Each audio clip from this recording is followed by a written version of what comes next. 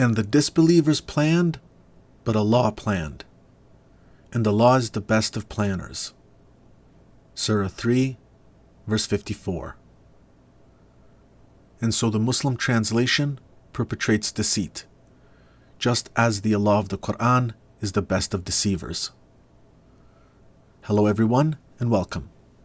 I'm Kai, and in this presentation I provide proof that the Allah of the Quran indeed does deceive people. Muslims would have you believe that the phrase used in the Quran really does only mean best of planners, in the sense that Allah outsmarts those people who scheme against Him. In other words, Muslims attempt to deceive non-Muslims by saying that makr in the Quran only ever means planning, as in outsmarting someone, and does not mean deceit. The issue we take is that Muslims attempt to exclude the understanding of deceit. In other words, deny that the Allah of the Quran is a deceiver. On the other hand, I do believe it is erroneous for those critiquing Islam to go the other extreme and claim that makr cannot also be understood in the sense of planning, as in outsmarting someone. The context of Surah 3, verse 54 is actually a great example, in my opinion, of how the double understanding of makr, namely planning and deceit, is used in the Quran. So while we can agree with Muslims that the Allah of the Quran plans, as in outsmarts people, He accomplishes this by perpetrating deception. Unfortunately for Muslims, Muqatil bin Sulaiman's commentary, which is the earliest complete commentary on the Quran, significantly predating Tabari, Ibn Kathir, Qurtubi, Jalalain, Razi, and all the famous Quran commentators, refutes the Muslim Allah is the best of planners deception by demonstrating that Allah does indeed deceive people. As pointed out in our previous presentation, Proof Quran Gets Trinity Wrong, whether or not Muslims take Muqatil's commentary to be authoritative is not our concern, especially given that Muqatil is accused of being an anthropomorphist of the extreme sort and also a liar. Whether these accusations have any merit is an altogether different issue, and one that Ahmad Tohe examines in his 2015 doctoral dissertation at Boston University. For example, Tohe points out that Al-Thalabi, Al-Baghawi, Al-Mawardi, Al-Wahidi, Al-Sha'rawi, and Ibn Taymiyyah were all favorably disposed towards Muqatil. In fact, Tohe further points out, quote, Ibn Taymiyyah maintained those who accused Muqatil took their material from his enemies, end quote. Even Tabari took from Muqatil, but without giving him credit due to the latter's reputation, and therefore not wanting to be likewise tarnished by association. Whatever Muslims may think of Muqatil, ultimately his commentary from a purely historical perspective is what is especially significant because it demonstrates what Muslims at the time believed. And not only that, his commentary is in reasonable proximity to Muhammad's lifetime, as well as the companions and their successors. Therefore, one can make the argument that Muqatil represents what the early Muslims actually believed and how they understood the Quran. Remember, the Quran, being the final guidance for all mankind, should be understandable regardless of the era in which one lives. When Muhammad recited the Quran, his companions would understand that recitation. Muqatil gives a very interesting commentary on verse 55 of Surah 3, which he himself couples together with verse 157 of Surah 4, in order to contextualize verse 54 of Surah 3. Using the Sahih International Translation, which represents the standard Sunni narrative, these verses are as follows. And the disbelievers planned, but Allah planned, and Allah is the best of planners. Mention when Allah said, O Jesus, indeed I will take you and raise you to myself, and purify you from those who disbelieve, and make those who follow you in submission to Allah alone superior to those who disbelieve until the day of resurrection. Then to me is your return. and I will judge between you concerning that in which you used to differ. And for their saying, Indeed, we have killed the Messiah, Jesus, the Son of Mary, the messenger of Allah, and they did not kill him, nor did they crucify him, but another was made to resemble him to them. And indeed, those who differ over it are in doubt about it. They have no knowledge of it except the following of assumption, and they did not kill him for certain. In a previous video in the Quran in Context series titled Gnostic Crucifixion of Christ, I pointed out that the word used in verse 55 of Surah 3, mutawafika, literally means that Allah causes Jesus to die, and that English translations of the Quran lie and instead say that Jesus was taken up to Allah, implying that Jesus did not die. The understanding of mutawafika to not imply death comes from Muslims trying to reconcile the apparent non-death of Jesus as found in verse 157 of Surah 4. That the root waw, fa, ya, from which mutawafa derives, in Arabic means to die.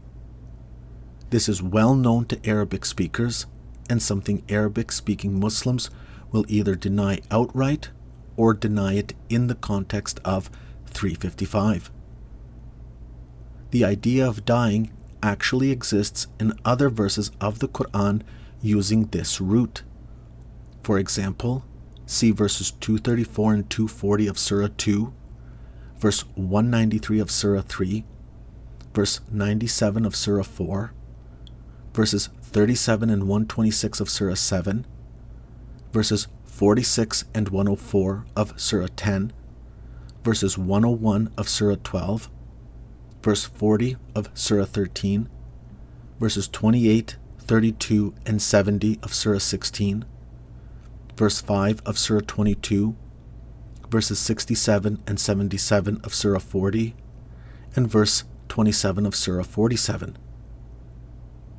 In other words, by the Quran itself, there are plenty of examples to substantiate mutawafika in verse 55 of Surah 3 to mean death, i.e., Jesus dying. So if a Muslim claims that the word in 355 does not mean Jesus died, then the onus is on them to demonstrate why this is the case, given that the primary understanding of the word is death and is used in this sense multiple times in the Quran. So the understanding that Jesus does not die, as per the standard Sunni narrative, has to be explained. Though I have thoroughly demonstrated how 355 and 4157 are actually retelling a Gnostic account of the crucifixion, let's entertain the standard Sunni narrative as given by Muqatil. In his commentary, Muqatil states quite clearly that Allah makes someone else resemble Jesus in appearance, specifically a sentry sent by the Jews to watch over Jesus in anticipation of killing him, and it is this sentry who is seized and crucified, while Jesus ascends to heaven, thereby escaping death. Muqatil continues his commentary, stating that Jesus will descend at some point in the future to kill the Dajjal, and then experience death. Now, how do verses 355 and 4157 relate to 354 and Allah being the best of deceivers? Muqatil tells us that the Jews plotted to kill Jesus and that Allah deceived them into thinking that they did indeed kill him. Allah perpetrated this deceit by providing a substitute who would die in place of Jesus. This is the Quranic context for why Allah is a deceiver, but also why Allah is a planner, because he foiled the plan of the Jews by outsmarting them. And that's just it.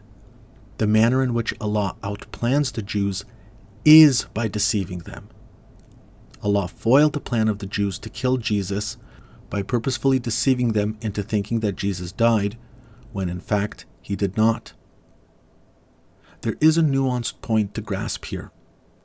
The idea that there was a substitute crucified in place of Jesus has been widely known amongst non-Muslims as being the standard Sunni narrative for some time. Muqatil isn't the only commentator to put forward the idea, though he is certainly one of the earliest to do so. Lesser known is the discussion attempting to reconcile the claim that Jesus died according to 355, when in fact he did not die according to 4157. Part of the known discourse is the act of substitutionary crucifixion taken to be an act of deceit. Now, the tension in this discussion between Muslims and Christians is that Muslims will say that Allah did not intend to deceive people, only prevent the Jews from killing Jesus. In other words, the effect may be one of deceit, but the intention was not to deceive. Christians don't buy this argument and maintain that Allah did indeed intend to deceive. What Muqatil throws into the discussion is to make it explicitly clear that Allah purposefully intended to deceive the Jews by having the substitute explicitly deny that he is Jesus.